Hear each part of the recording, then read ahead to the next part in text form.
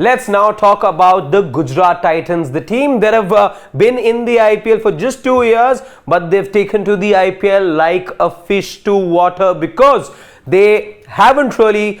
नहीं यार, फिर से ले रहा हूँ स्टार्ट. एक मिनट नहीं बना दो इसकी पिछली वाली ओपनिंग अच्छी थी ज़्यादा.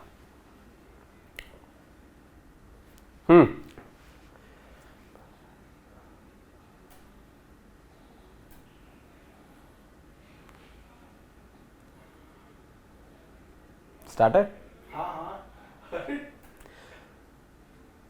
For a side that's only 2 years old, the Gujarat Titans have already done enough in terms of announcing themselves and making a mark at the IPL, because the first season that they played, we all know what happened. Crowned champions the very first time. The second season, a final finish for them, finishing just behind the Chennai Super Kings, and in fact definitely were, if not the best, the second best team across all those games that we saw last year. Of course, only to be outdone by the Chennai Super Kings in that final hurdle. A big blow that's been dealt to Gujarat Titans in the fact that there is no Hardik Pandya. He's been traded to the Mumbai Indians. So you could see leadership being that one issue for the Gujarat Titans. But if you were to ask me, yes, they've got Shubman Gill and they believe that he's the boy who's going to take them forward.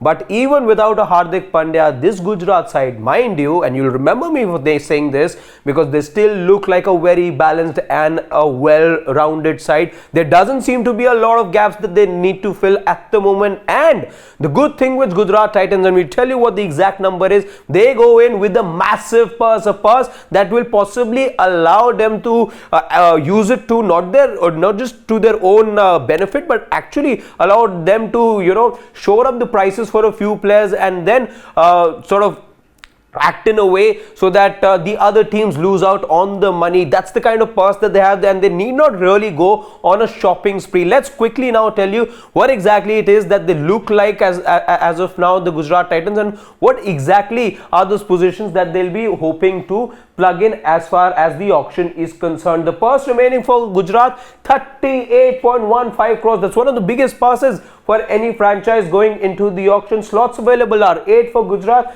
The overseas slots, just 2. Now remember, you need not necessarily fill all the overseas slots or all the slots that are available otherwise as well, because 2022, that's also a good enough squad to go in as far as the IPL is concerned. These are listed the players that have been released, and the one thing I can tell you when I look at the released players in Yash Dayal, Shivam Mavi and Pradeep Sangwan, that tells me that an Indian fast bowler will be right up top as far as their requirement is concerned. They might want to bring in a Shivam Mavi back, perhaps at a cheaper price. That could be the idea, and the fact that they've let go of somebody like an Alzarri Joseph I won't be too surprised, by the way, amongst all these players. If I were to pick one player that they would want to take back, it would be Alzarri Joseph. Yes, Shivam Mavi also good prospect, but the fact that Alzarri Joseph was really cranking it up and had delivered the goods, perhaps could be that one guy that they would really want to get, maybe at a cheaper price this time around.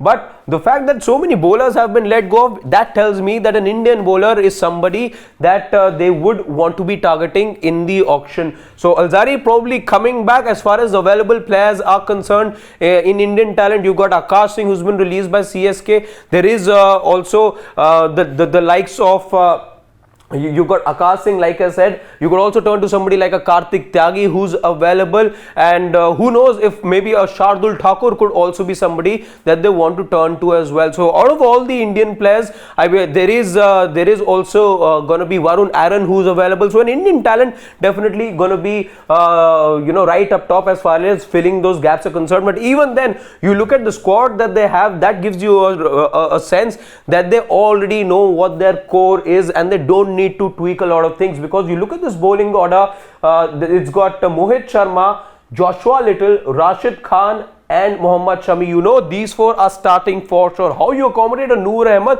that's going to be the conundrum, because in those few occasions that he got last year, he really performed well, and we know what Noor Ahmed can do. All of those who saw him in the World Cup also know what the guy is all about. So the top 4 bowlers for Gujarat Titans, they're covered over here. In Rahul Tewatia, you get a finisher. Vijay Shankar is that all-rounder for them, who also acts as a floater at times.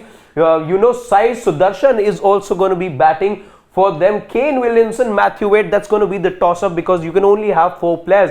Now, David Miller, also one of their designated finishers, and somebody who does a lot of heavy lifting as far as the middle order is concerned. So David Miller definitely taking that one slot, one between Matthew Wade and Kane Williamson. So 2 slots gone over there, and you know Rashid Khan and Joshua Little will definitely be starting. So those 4 overseas options are then consumed right over there. It's a toss-up over there because that will then determine what the opening combination for Gujarat is going to be. Will it be Matthew Wade accompanying Shubman Gill, or will it is it going to be Ridhiman Saha with Shubman Gill? That is something we'll have to wait and watch.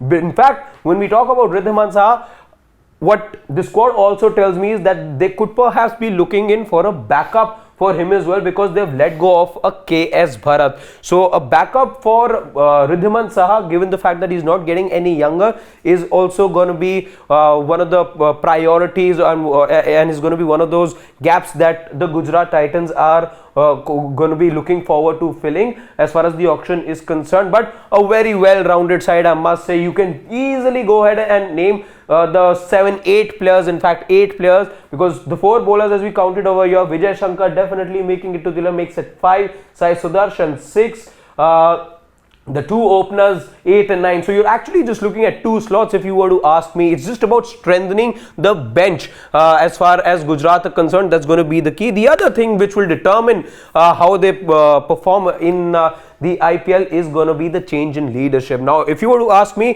Hardik Pandya, the player may not be missed. Hardik Pandya, the captain, may be missed, because even without Hardik Pandya, this looks like a very, very good side indeed, the Gujarat Titans. So how exactly do they go about business in the auction? That is something that's going to be very, very interesting. But with 38 odd crores that they have, you expect them to really go after the couple of players that they really, really want, and money isn't going to be an issue. How exactly things pan out? We will find that out on the 19th of December.